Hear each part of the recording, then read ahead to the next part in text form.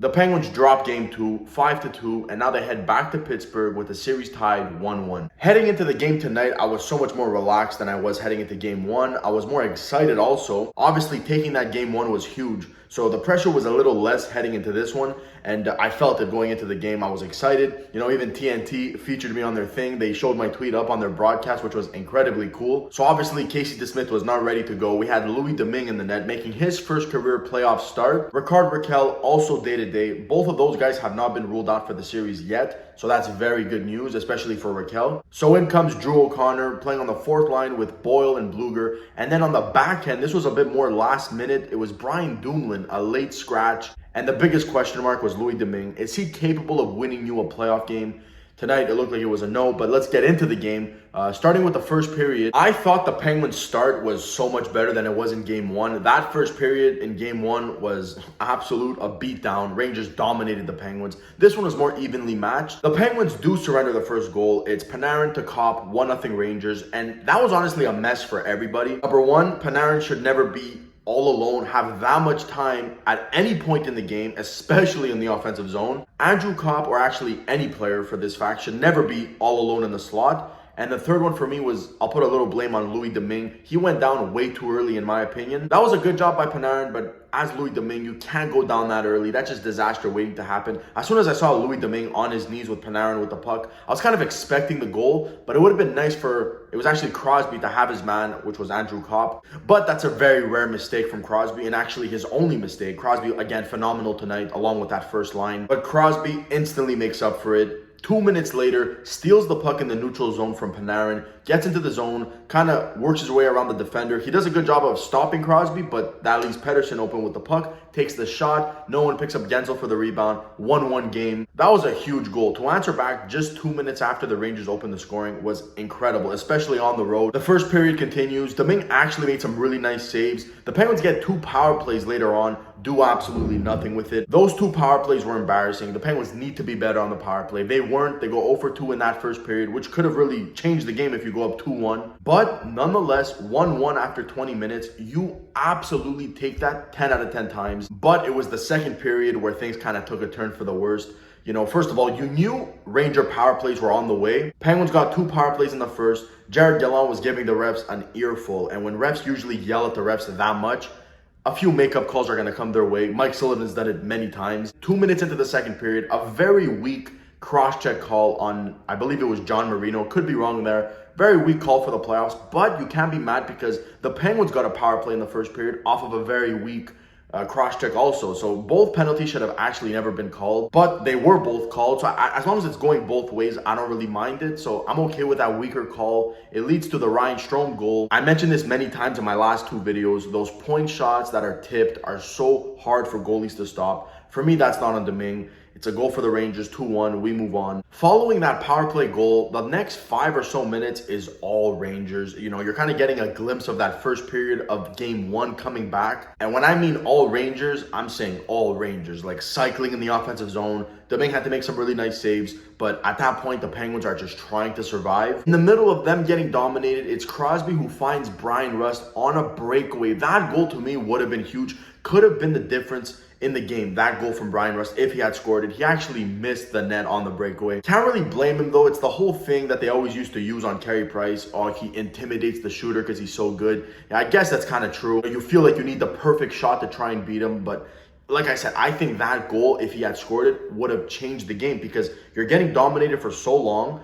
Your first chance going the other way and you score to tie the game would have killed the Rangers. But they do not score. It's still 2-1, and just shortly after, another point shot redirected, this time from Chris Kreider, and it's a 3-1 game for the Rangers. Again, I have to mention it. Those point shots, when they're redirected, you can't. To me, that's not on Domingue again. Any shot that's redirected can never be blamed on the goalie. So now it's 3-1, and you're still getting dominated. You've been getting dominated for about 80% of this second period. At this point, they're crawling out of this second period. I was hoping you can keep it at 3-1 because it could have easily went to 4 or maybe even 5-1. That's how bad they were getting dominated. I was hoping just keep it to 3-1 and maybe you'll regroup and you can muster some kind of comeback in the third. But instead, for me, this is what makes Crosby one of the best players, not just now, but of all time, this play right here, when it matters most, when you need it the most, Crosby takes the puck from his own zone, goes across center ice, hears the boos, I'm sure he loves hearing that, gets into the Rangers zone,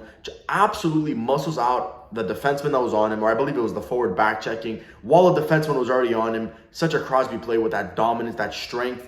Gets it to Rust. Rust gets a quick shot. It opens up Shesterkin for Sid to get that rebound. Gets it 5-hole. And now when you look like you've been getting dominated, you're down 3-1. All of a sudden, with a minute and something left, you're down by 1. Absolutely huge for Crosby to give the Penguins that goal, because now you go into the third period and all you need is 1 goal to tie the game up. That's way more possible than being down 3-1. The third period starts. The Penguins actually played some of their best hockey in those first 9 minutes or so that they played all night. That was the window for them to tie up the game. Shesterkin held his ground. He did not allow that goal. To this point, Louis Domingue completely did his job. As the third string goalie, yes, it was 3 goals, but not his fault. And I believe at that point they had 30-something shots. So 30-something shots, you're only allowing 3 goals. It's a 3-2 game. You're keeping your team in it. He's doing more than just his job. But the Penguins don't get that game-tying goal. That's where the Rangers are able just to, power through and take over. They score those 2 last goals to make it 4-2 and 5-2. And especially that 4th goal, so unfortunate. Panarin sauces it into the middle, trying to find someone. Actually goes off Matheson and in. How do you blame Domingue on that? How do you blame anybody on that? That's just literally unfortunate luck. And then maybe not even 2 minutes later, it's Vetrano coming through, snipes one past Domingue. At that point, the game is over. But like I said, they didn't get that game-time goal. Their time was to get it right at that beginning of the third. They pressed.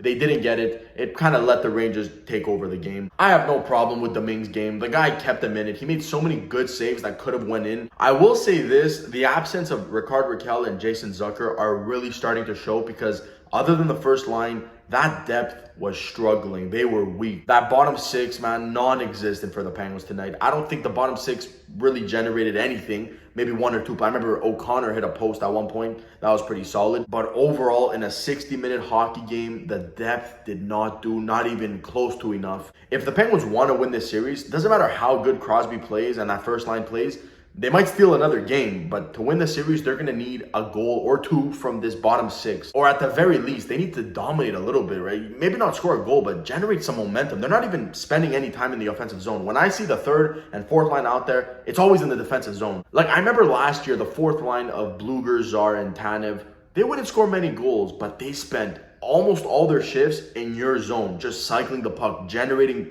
chances, getting momentum. So I'm not asking these guys to run up the score sheet, but you can't just spend every single one of your shifts hoping you don't get scored on, right? That just can't happen. It can't happen if you want to win the series. The good news is that Jason Zucker should be back for game 3. It looked like he was good to go tonight, but I think the fact that they were up 1-0 in the series kind of changed their minds a little bit. Maybe down 1-0, you bring back a guy like Zucker, but instead you give him that extra game of rest, extra 3 or 4 days so of rest. He'll be back for game 3, I think, which is incredible. Any help right now is huge to bring back. Hopefully, Rickard Rakell can also find his way back into this series at some point in a game 5, game 6. Anything will help at this point. And as the game was ending, I actually want to speak a bit on that Shesterkin-Carter collision, right? It looked like he was injured at one point with 2 minutes left in the game. Obviously, you don't want anybody getting injured, but when I did see Shesterkin down, the Penguins fan in me kind of got a little bit, not excited, because again, I don't want to see anyone hurt, but more like, this could be game-changing, series-changing. But obviously, he was okay, man. I think it was a bit more of a dive. You can't blame Carter on that, right? Goalies usually do this when they leave the puck off for their defenseman.